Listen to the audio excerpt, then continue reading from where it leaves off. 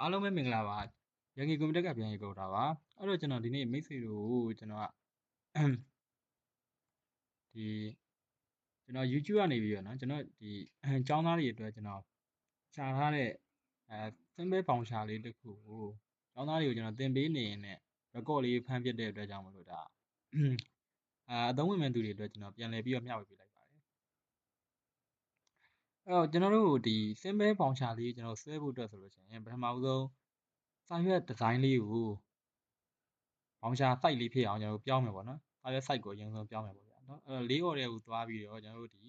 site ကိုအရင်ပြောင်းပါမယ် site ကိုတစ်ချက်နှိပ်ချပြီးတော့ more paper site ကနေသွားပါမယ် more paper site ကနေမှဒီမှာ 4.5 ပေါ့နော် site ကို 4.5 insert ထားပါမယ်အဲ့တော့ဒီကျွန်တော်မိတ်ဆွေတို့ကတခါတည်းမှာ version အနှိမ့်ကို web version အနှိမ့်ကိုသုံးတယ်ဆိုလို့ရှိရင်ဒီမှာ centimeter နဲ့တိုင်းတဲ့unit တွေဖြစ်နေနိုင်တယ်ပေါ့နော်အဲ့ဒါဆို centimeter နဲ့ဆိုလို့ရှိရင်ကျွန်တော်တို့ဒီအခုဒီ 4.5 inch ကို centimeter ပြောင်းပြီးတော့မိတ်ဆွေတို့ပြောင်းထည့်လိုက်ပါဒီမှာတော့ကျွန်တော်ကလက်မနဲ့ပဲသွားတာဖြစ်တဲ့အတွက်ကြောင့်မလို့ width ကတော့ 4.5 ထားမယ်ကျွန်တော် height ကတော့ 5.5 လောက်ထားပြီးတော့ okay နှိပ်ပါမယ်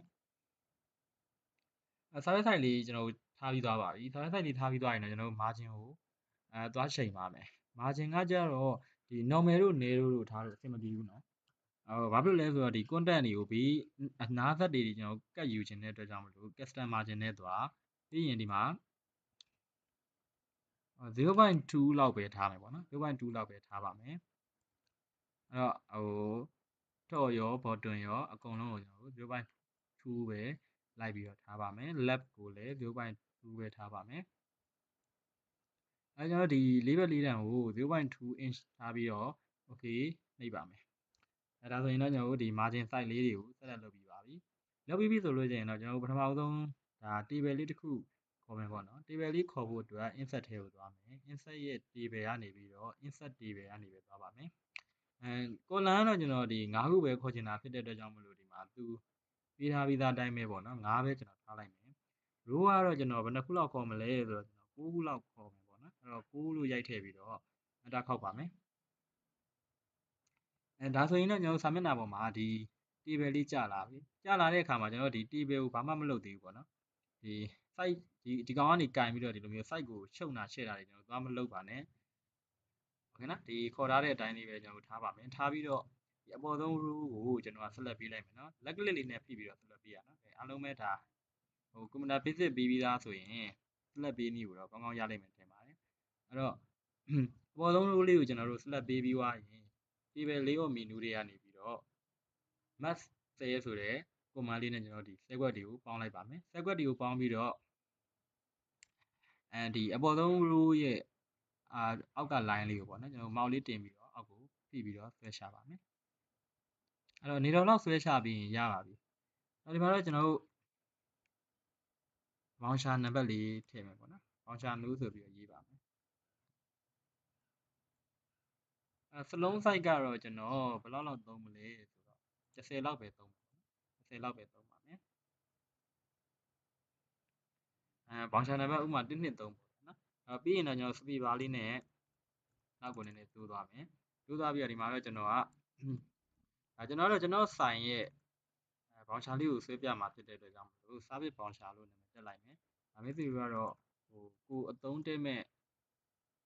ကိုသုံးမဲ့ပေါ့နော်ကိုသုံးမဲ့ဆိုင်နာမည်ဆိုင်ကဒါ service ပေးတဲ့ဆိုင်ဆိုရင် service voucher လို့တက်လို့ရပြီဒါအယောင်းဆိုရင်တော့ sale voucher ပေါ့နော်မျိုးမျိုးတက်လို့ရတယ်ပေါ့ဒီမှာတော့ကျွန်တော်ကရက်တိတ်ကလေးရေးမဲ့ဒီလေးော်လေးတစ်ခုထည့်ပေးထားပါမယ်ဒီလိုမဆက်တော့ဘူးဆိုရင်တော့ဒီ service voucher ရဲ့ရှေ့မှာကာစာလေးပြန်ချပြီးတော့ back space လေးနဲ့ပြန်ပြီးတော့ space လေးကိုပြန်ဖြတ်ပေါ့နော်ပြန်ဖြတ်ပြီးရင်ဒီ date ရဲ့နောက်ကိုကာစာချပြီးတော့ကျွန်တော် enter ခောက်ပါဘာလို့လဲဆိုတော့ဒီကာစာလေးကိုအောက်ကိုရောက်စေချင်တယ်နော်ဘာလို့လဲဆိုတော့ဒီနေရာတွေမှာကာစာရောက်နေတဲ့အချိန်မှာကျွန်တော်အောက်မှာ text box ခေါ်ပြီးတော့စာထည့်ရိုက်မှာဖြစ်တဲ့အတွက်ကြောင့်မလို့ text box ခေါ်တဲ့အခါမှာဒီ service voucher တွေကအောက်ကိုကျသွားနိုင်တယ်ပေါ့နော်ဒါကြောင့်မလို့ကျွန်တော်တို့ ရက် date ရဲ့နောက်မှာကာစာလေးကိုရှာပြီး enter ခောက်ထားပါကာစာလေးကအောက်ကိုလုံးဝလွတ်လွတ်လပ်လပ်ကျနေရမှာနော်ကျနေတဲ့အချိန်မှာကျွန်တော် insert ထဲကိုသွားပါမယ် insert ထဲကနေမှကျွန်တော်ဒီမှာ text box ဆိုတဲ့ကောင်လေးရှိရပေါ့အဲ့တော့အဲ့ဒီ text box ကနေကျွန်တော်ခေါ်လို့ရတယ်ပြီးတော့ text box ကကျွန်တော်ဒီ shape ကနေလည်းခေါ်လို့ရတယ်နော် shape မှာလည်းဒီမှာ A ပါတဲ့ box ကလေးကဒါ text box လေးဖြစ်တယ် ဘယ်ကောင်ပဲခေါ်အဲ့တော့သုံးလို့ရတယ်ပေါ့နော်ဒီ test box ကိုခေါ်မယ်ဆိုရင်လည်းကျွန်တော်တို့ဒီမှာကိုလိုချင်သလိုလေးဆွဲလို့ရတယ်တကယ်လို့မဆွဲချင်ဘူးဆိုရင်တော့ insert ရဲ့ဒီ test box ကနေပြီးတော့ဒီ simple test box လေးကိုကျွန်တော်ခေါ်လိုက်ပါမယ်ခေါ်ပြီးတော့ဒီစာတွေပါလာတာကိုကျွန်တော်က backspace နှိပ်ပြီးတော့ဖြတ်လိုက်မယ်ဖြတ်ပြီးတဲ့အခါကျတော့ဒီမှာတော့ကျွန်တော်ဗာလေးရေးမလဲဆိုကျွန်တော် sign နာမည်လေးရေးမယ်အဲ့တော့ကျွန်တော်ကကျတော့ BMK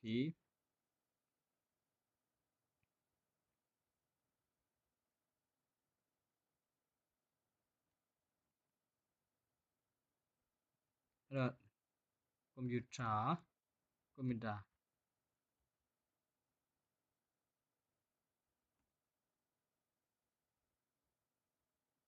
computer technology service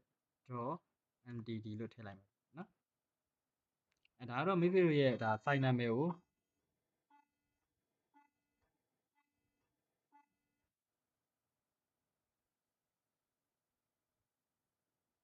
sign နာမည်ကိုဒီနေရာမှာရေးမယ်ပေါ့နော်ကိုယ့်ရဲ့ sign နာမည်ကိုရေးပြီးပြီးရင်ကျွန်တော်ဒီမှာshane k ဆိုတဲ့နေရာကနေပြီးတော့အားလုံးကို capital letter တွေနဲ့ပြောင်းလိုက်ပါမယ်ပြီးရင်လည်းကျွန်တော်ဒီအလုံးလေးတွေပေါ်ကနေပြီးတော့ mouse ကိုဖိပြီးတော့ညာဘက်ကိုဆွဲချဲ့ထားပါ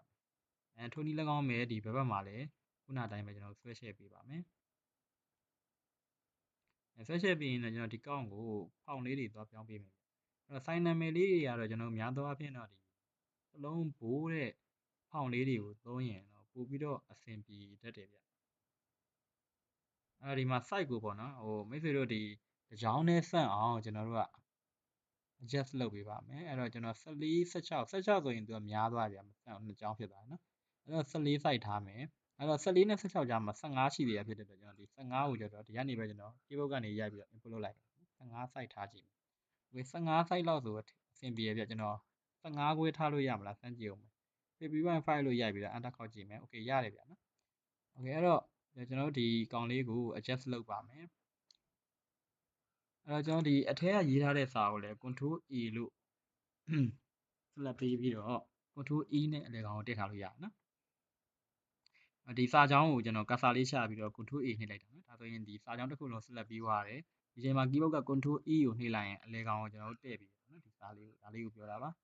အဲ့တော့အလယ်ကောင်တက်ပြီးသွားပြီဆိုရင်တော့ကျွန်တော်ဒီစာလေးကိုအောက်ကကောင်လေးကိုရင်းလေးကို test box လေးကိုအပေါ်ကိုဆွဲတင်ပြီးတော့ adjust လုပ်ပါမယ်ရပါပြီဆိုရင်တော့ကျွန်တော်ဒီအပေါ်လေးကိုနည်းနည်းလေးရွှေ့ကြည့်ပါမယ်အဲ့တော့များသွားရင်တော့သူအပေါ်ရောက်သွားပါမယ်အဲ့တော့မများအောင်ကျွန်တော်တို့ကadjust လေးလုပ်ပါမယ်ပြီးရင်တော့ shape format ထဲကိုကျွန်တော်တစ်ချက်ဝင်ပါမယ် shape format ကလေမျက်စိတို့ဒီမှာအခုဒီကောင်ဆိုလို့ရှိရင်အခုကျွန်တော် BNK Computer Technology Service.mdd လို့ရေးထားတဲ့စာကြောင်းလေးကလေ test box ထဲမှာရေးထားတာဗျအဲ့ test box ထဲမှာရေးထားတဲ့အချိန်မှာ test box လေးကဒီလိုမျိုးအလုံးလေးတွေပြနေရဆိုလို့ရှိရင်သူဒီ select ဖြစ်နေတယ်ဆိုတဲ့သဘော test box က select ဖြစ်နေတာပေါ့နော်အဲ့ select ကိုဖြုတ်ချင်ရင်ကျွန်တော်ဒီညာဘက်စာရွက်ရဲ့ညာဘက်မှာနော်တစ်ချက် click လိုက်ဒါဆိုလို့ရှိရင် test box က select ပြုတ်သွားတယ်နော်တခါတလေမှာကျွန်တော်တို့ကျောင်းသားတွေကဒီဘယ်ဘက်ကို click သွားနှိပ်တာတွေ့ရတယ်ဘယ်ဘက်ကို click နှိပ်ညာ select တွေပြုတ်မှာမဟုတ်ဘူးနော်သူကတော့select all ပုံစံမျိုးဆိုတော့အဲ့တော့ကျွန်တော်ဒီညာဘက်ကိုသွားမယ်ညာဘက်ကစာမျက်နှာရဲ့ညာဘက်ကိုတစ်ချက် click မှာဖြစ်ပါတယ်အဲ့တော့ဒီမှာဒါဆိုရင် select ပြုတ်သွားတယ်နော် select ပြန်ပေးမယ်ဆိုအဲ့ဒီbox လေးပေါ်မှာတက်နှိပ်ပါမယ် select ဖြစ်နေတဲ့အချိန်မှာကျွန်တော်ဒီအပေါ်မှာသူက menu bar ထဲမှာပေါ့နော် shape format ဆိုတဲ့ menu လေးထပ်ပြီးတော့တိုးလာလိမ့်မယ်တကယ်လို့ select မဖြစ်ဘူးဆိုရင်တော့အဲ့ဒီ shape format ဆိုတဲ့ menu ကမရှိဘူးเนาะဒီမှာအဲ့တော့သူ့ကို select ပေးပြီးတော့ကျွန်တော် shape format ထဲကိုသွားမယ်သွားပြီးတော့ outline ကိုဖျောက်ချင်တာဖြစ်တဲ့အတွက် shape outline တွေကနေ no outline ဆိုပြီးယူလိုက်ပြီးပြီဆိုလို့ရှိရင်သူ့မှာလည်းဒီစာရွက်အယောင်တွေပါနေသေးတဲ့အတွက်ကြောင့်မို့လို့ကျွန်တော်တို့ကဒီစာရွက်အယောင်ဆိုတာ sorry စာရွက်အယောင်တော့မဟုတ်ပါဘူးเนาะဒီ text box ရဲ့အယောင်တွေပါနေသေးတာဖြစ်တဲ့အတွက်အဲ့ text box ရဲ့အယောင်တွေကိုလည်းဖျောက်ထားဖို့လိုပါတယ်မဟုတ်ဘူးဆိုရင်ကျွန်တော်ခဏနေကြတော့စာမျက်နှာကိုအယောင်တွေပါပြောင်းတဲ့အခါမှာသူကကောက်ွက်ကြီးတွေဖြစ်နေပါနော်ဒါကြောင့်မလို့ကျွန်တော်တို့သူ့ကို select ပေးထားရက်ပဲ no outline အရင်လုပ်ပြီးသွားရင်အပေါ် shape ဖေးရနေတယ် no face ဆိုတာလေးကိုကျွန်တော်တို့လုပ်ပြီးထားလို့ရပါတယ်ကျွန်တော်ပြီးရင်တော့ဒီအောက်နားလေးမှာကာစာလေးခေါက်ပေါ့နော်ကာစာလေးရှာပါမယ်ကာစာလေးရှာပြီးတော့နောက်ထပ် test box လေးတစ်ခုထပ်ပြီးတော့ခေါ်ပါမယ် backspace နဲ့ပဲကျွန်တော်ဖြတ်လိုက်မယ်ဖြတ်ပြီးတော့ကျွန်တော်ဒီမှာတော့ file ရဲ့လိပ်စာလေးတွေကိုရေးမယ်ပေါ့နော်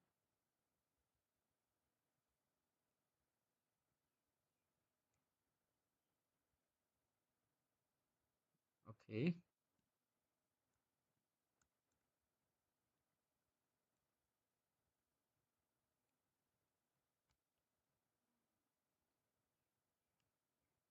โอเคရေးပြီးတော့ကျွန်တော်ခုနတိုင်းပဲဘောင်လေးတွေကနေပြီးတော့ဘေးဆောင်လေးတွေကနေဆွဲပြီးတော့ရှင်းပါမယ်ဟုတ် sorry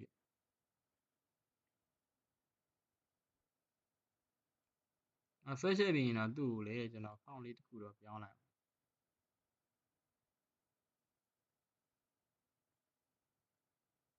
โอเคသူ့ကိုလေကျွန်တော်တစ်ချောင်းနဲ့ဆန့်သွားအောင် site ကို10လောက်ထားလိုက်မယ်နော်ထားပြီးတော့ကျွန်တော် shape format ထဲကနေခုနအတိုင်းပဲကျွန်တော်အပေါ်က text box လေးကိုလုပ်တယ်လို့မျိုးပဲပေါ့နော် no page no outline ဆိုတာလေးကိုလုပ်ထားပေးပါလုပ်ပြီးရင်တော့အောက်နားလေးကိုနည်းနည်းသွားပါမယ်နည်းနည်းလေးဆွဲပြီးတော့ share ပါမယ်အဆင်ပြေလောက်ပြီဆိုရင်တော့ကျွန်တော်တို့ဒီကောင်လေးတွေကိုစိတ်ချလက်ချနဲ့ကျွန်တော် adjust လုပ်ပေးရမယ်ပေါ့နော်ဒါကျွန်တော်တို့လေ့ကျင့်မှများလာရင်တော့လက်တွေပါလေးငြိမ်လာမယ်ပေါ့နော်ဒီမှာဒီအပေါ်ကကျွန်တော်တို့ဒီ sign နာမည်လေးနဲ့စာကြောင်းလေးကထောက်ညီနေအောင်ကျွန်တော်တို့တေချာလေး adjust လုပ်ပေးပေါ့နော်မဟုတ်ဘူးဆိုရင်ကျွန်တော်ဘောင်ရှာကြီးကကြည့်လို့ကောင်းမှာမဟုတ်ပါဘူးဒါတော့ beginner တွေကတခါတလေကြာရင်ကျွန်တော်တို့ရိုက်ပြီးရင်ပြီးရောပေါ့နော်ရိုက်လေရိုက်ထားရှိရမလုပ်ပါနဲ့ကျွန်တော်ဒီအပေါ်လေးနဲ့ပေါ့နော်ဘယ်ညာအထောက်ညီနေအောင်ကျွန်တော်စာကြောင်းလေးတွေကိုလိုသလို adjust လုပ်ပါ site လေးတွေအကျဉ်းချုံလုပ်လိုသလိုလေးပေါ့နော် bus speed လေးတွေနဲ့သွားအကျဉ်းချုံလေးလုပ်ပေးပါဒီကောင်ကိုကျွန်တော်တို့အပေါ်ကိုခြွေထားပါမယ်โอเคပို့ပြီးတော့ကျွန်တော်တို့တည်သက်ချင်တယ်ဆိုရင် select ပေးပြီးတော့ home ထဲကနေပါကျွန်တော်ဒီ line and paragraph spacing ဆိုတဲ့ command လေးပါပါတယ်ကျွန်တော်ဒီ justify ရဲ့ညာဘက်မှာပါအဲ့ဒီတွေကနေမှာ remove spacing remove space after paragraph ဆိုတဲ့ command လေးကိုတစ်ချက်နှိပ်တာပါဒါဆိုရင်တော့ကျွန်တော်ပို့ပြီးတော့တည်သက်ပါတယ်โอเคပြီးရင်တော့ကျွန်တော်ဒီကောင်ကိုပဲcontrol ဖြည့်ပြီးတော့ copy ပွားချလိုက်လို့ရတယ်နော်ဒါမျိုးလေးပေါ့နော် copy ပွားချလိုက်လို့ရတယ်ပြီးရင်ကျွန်တော်အောက်မှာရေးချင်တာကိုထပ်ရေးလို့ရတယ်နော်တကယ်လို့မရေးချင်ဘူးအဲ့လိုမပွားချင်ဘူးဆိုရင်ကျွန်တော်တို့ဒီ insert ထဲကိုပဲသွားပြီးတော့ text box ကိုထပ်ခေါ်လဲရပါတယ်text box ကိုထပ်ခေါ်ပြီးတော့ဒီမှာတော့ okay text box လေးကိုအောက်နားကိုဆွဲယူထားပါမယ်ဘယ်ညာ adjust လုပ်ပါမယ်ဘယ်ညာ adjust လုပ်ပြီးရင်ဒီမှာတော့ကျွန်တော်ဗာရေးမလဲဆိုတော့sorry ဗျာကျွန်တော်ဒီမြန်မာရဲ့အောက်ကိုကျွန်တော် enter တစ်ချက်ခောက်ချလိုက်အောင်နော် enter ခောက်ချပြီးတော့ enter ခောက်ချလိုက်တဲ့အခါမှာကျွန်တော်ပျောက်သွားရဗျာနော်ဘာလို့လဲဆိုတော့ဒီကောင်လေးကကျွန်တော်အပေါ်ကိုကျင်းလုံးအားကြီးနေတယ်အောက်ကိုနည်းနည်းလေးပြန်ဆွဲချဲ့ပါအဲ့တော့ဒီနားလေးမှာကျွန်တော် control E နဲ့အလဲကောင်တည့်ပြီးတော့ဖုန်းနံပါတ်လေးရေးချင်လို့နော်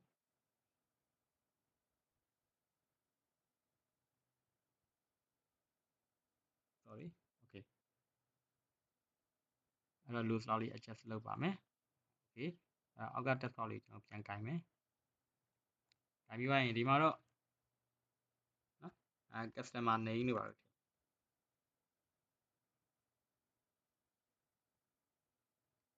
ကျွန်တော်သွားပါပြီးရင် enter ခောက်ချပါ enter ခောက်ချပြီးတော့ဒီမှာတော့ address ပေါ့နော်များသွားရင်တော့ password လေးခောက်ပြီးတော့ပြန်ဆက်မယ်ဒါခောက်မယ်ဒီမှာတော့ကျွန်တော်တို့ဖုန်းနံပါတ်ပေါ့နော်ဒီလိုရေးဒီလိုပဲရေးလိုက်ဖုန်းဒီနားမှာကျွန်တော် email ဆိုတာလေးထည့်ချင်ထည့်လို့ရပါတယ် okay အဲ့တော့သူ့ကိုတော့ကျွန်တော် site လေး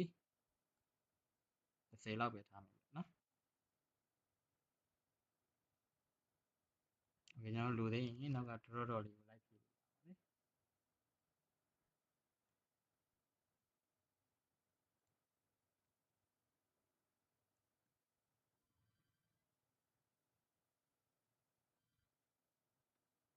ကဲအဲ့တော့ကျွန်တော်ဒီကောင်လေးကိုရေးပြီးသွားပြီဆိုလို့ရှိရင်ခုနတိုင်းပဲ no face no outline လေးကိုလုပ်ထားပြီနော် okay no face no outline လေးလုပ်ပြီးသွားပြီဆိုရင်တော့ကျွန်တော်ဒါဒီအပေါ်ပိုင်းလေးမှာဒါကျွန်တော်ပြည့်စုံတော့ရှိသွားပါပြီအဲ့တော့ဒီကြားထဲမှာကျန်နေတဲ့ space လေးကိုဒီကောင်လေးကိုအပေါ်တွန်းလဲရတယ်ပေါ့နော်ဒါပေမဲ့တစ်ခါလေးမှာဒီလိုမျိုးတွန်းမရဘူးဖြစ်တတ်တယ်ဘာလို့လဲဆိုတော့ကျွန်တော်ဒီနေရာမှာ space bar တွေရှိနေလို့ပါအဲ့တော့ cursor လေးကိုဒီနေရာမှာရှားချပြီးရင်ကျွန်တော်တို့ bus space လေးခောက်ပြီးတော့အပေါ်ကိုပြန်သွားပါမယ်ဒါဆိုရင်တော့ကျွန်တော်တို့ရသွားပါပြီပေါ့နော်အဲ့တော့ဒီကောင်လေးကိုကျွန်တော် select ပေးပြီးတော့ခုနအတိုင်းပဲနော် line and paragraph spacing တွေကနေပြီးတော့remove space after paragraph ဆိုတာလေးနှိပ်ထားရင်တော့ပို့ပြီးတော့နေရာလေးရတယ်ပေါ့နော်အဲ့တော့အပေါ်လေးကိုတွန်းလို့ရပြီဒီနားလေးမှာ cursor လေးချပြီးတော့back space ကောက်တကယ်လို့ cursor ချလို့မရဘူးဆိုရင်တော့ဒီကောင်လေးကိုအပေါ်တွန်းကြည့်ပေါ့နော်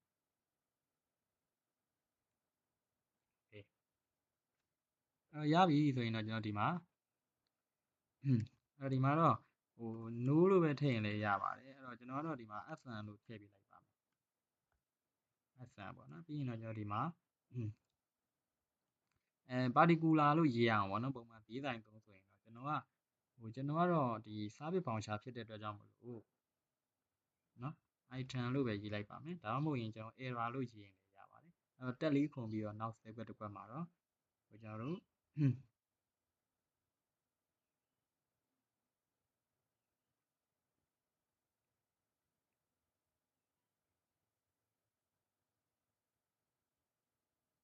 ဟုတ်ကဲ့အဲ့တော့ဒီမှာတော့ကျွန်တော်တို့ quantity လို့ထပ်ထည့်ပါမယ်ဒီမှာတော့ rate လို့ထည့်ပါမယ်ဒီမှာတော့ amount လို့ထည့်ပါမယ်အဲ့တော့ဒီကောင်လေးတွေကိုကျွန်တော်အလဲကောင်တဲ့သွားအောင်အကုန်လုံးကို select ပေးလိုက်မယ်နော်ပြီးရင်ကျွန်တော်တို့ဒီ sorry select တစ်ချက်ပြုတ်သွားတယ် select ပေးထားပြီးတော့ကျွန်တော်တို့ဘိုးဖြစ်တဲ့ကောင်လေးတွေကိုသုံးပြီးတော့ size ကိုတော့ကျွန်တော်တို့17လောက်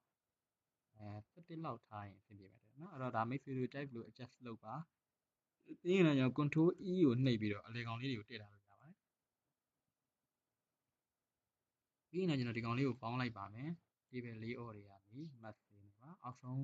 ကျွန်တော် row လေးကိုလည်းပေါင်းပါမယ် control R နဲ့ကျွန်တော်တို့ညာဘက်ကိုနည်းနည်းသွားမယ်ပြီးရင်တော့သူ့ကိုနည်းနည်းလေးဆွဲပြီးတော့ကျေထားလိုက်မယ် signature လေးထည့်ဖို့ဆိုတော့လေပြီးရင်တော့ဒီစာလေးကတော့တဲ့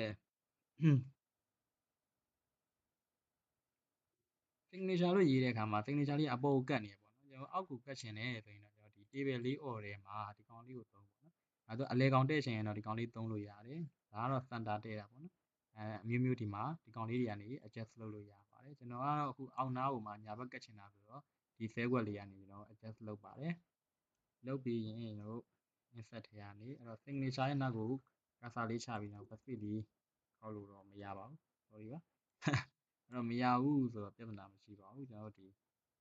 စိတ်ထဲကနေပြီးတော့ဒီ line လေးကိုယူပါမယ်ယူပြီးတော့ကျွန်တော်ဒီကောင်လေးကိုဆွဲလိုက်မယ်ဆွဲပြီးတော့သူ့ကိုmouse တင်ရခက်တယ်ဆိုရင် arrow key လေးနဲ့ကျွန်တော်သွားလို့ရပါ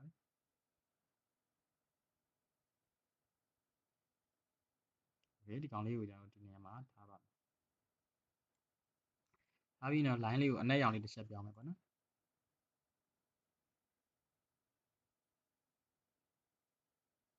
အဲ့တော့ဘယ်ဘက်ကိုနည်းနည်းလေးတိုးပါမယ်โอเคပြီးရင်တော့ကျွန်တော်တို့ဒီမှာဗာလေးတွေထည့်မလဲဆိုတော့โอเคကျွန်တော်ဒီမှာထည့်ပြီးရင်တော့ discount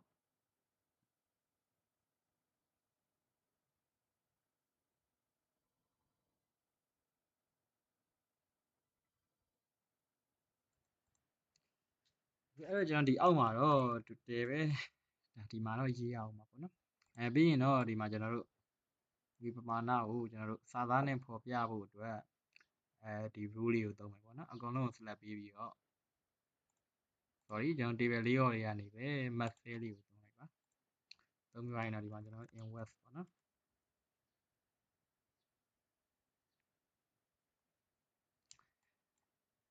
okay ဖောင်လေးတွေကိုကျွန်တော်ပြောင်းပေးပါမယ်ဖောင်လေးတွေကိုကျွန်တော်တို့ဒီသူ့နေရာနဲ့သူပေါ့နော်ကြည့်လို့ကောင်းမဲ့ဖောင်လေးတွေကိုကျွန်တော်ကြည့်ပြီးတော့ပြောင်းပေးပါဘာဖြစ်လို့လဲဆိုတော့ design တစ်ခုရဲ့ဒီအသက်ကဖောင်လေးတွေပေါ်မှာလည်းအများကြီးမူတည်တဲ့အတွက်ကြောင့်နော်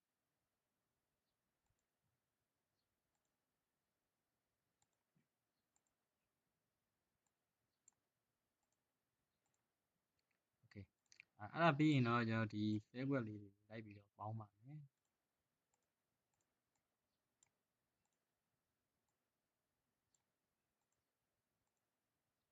ပေါင်းပြီးတော့ကျွန်တော်ဒီကောင်ပေါ့နော်ဒုတိယ row ရဲ့ line လေးပေါ်ကနေကျွန်တော်တစ်ချက်ကိုင်းလိုက်ပါကိုင်းပြီးတော့အောက်ကိုဆွဲချပါမယ်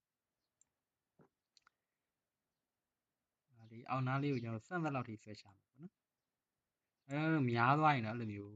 ဘက်ကိုရောက်သွားပါတယ်မများအောင်ကျွန်တော်တို့တခြားလေး adjust လုပ်ပြီးတော့ဆွဲမှာပေါ့နော်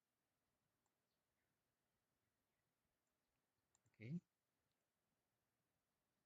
တကယ်လို့နှစ်ရွက်ကြီးပေါ်နေရဲဆိုတော့ပုံနည်းနည်းထပ်ဆွဲပါဒါ ဆိုရင်တော့ရပါတယ် okay ဒါဆိုရင်တော့ကျွန်တော်ဒီ function လေးရဲ့4ရော်လေးတော့ပြီးသွားပြီပေါ့နော် okay အဲ့တော့ကျွန်တော်တို့ဒီ design လေးကနေပြီးတော့ page color လေးတစ်ချက်ချင်းကြည့်မယ် page color တွေမှာမှိန်နေတော့ဘာလို့လဲဆိုတော့ဒီဇာတ်ထဲမှာကျွန်တော် cursor ရှိနေ page color ကဒီအတွင်းထဲမှာပေါ့နော်တခါတလေမှာကျွန်တော်ဒီဇာတ်ထဲမှာ cursor ရှိနေရင်လည်း page color ချိန်လို့မရတတ်ဘူးနော်အခုကတော့ဒါကျွန်တော်စက်ကွက်တွေကပေါင်းထားဆိုတော့ကြာဒီအပြင်မလေးမှာကျွန်တော် cursor ကိုချပြီးတော့ချိန်လို့ရတယ်နော်တကယ်လို့မရဘူးဆိုဒီမှာတော့ရတယ်အဲ့တော့ page color ကနေပြီးတော့ကျွန်တော်အဝါရောင်လေးချိန်ပေးလိုက်ပါမယ် okay ဒါဆိုလို့ရှိရင်ကျွန်တော်ဒါ simple design simple function design လေးပြီးသွားပါပြီအားလုံးပဲအရင်မယ်လို့ထင်ပါတယ် BNG Complete က BNG ကိုတာပါ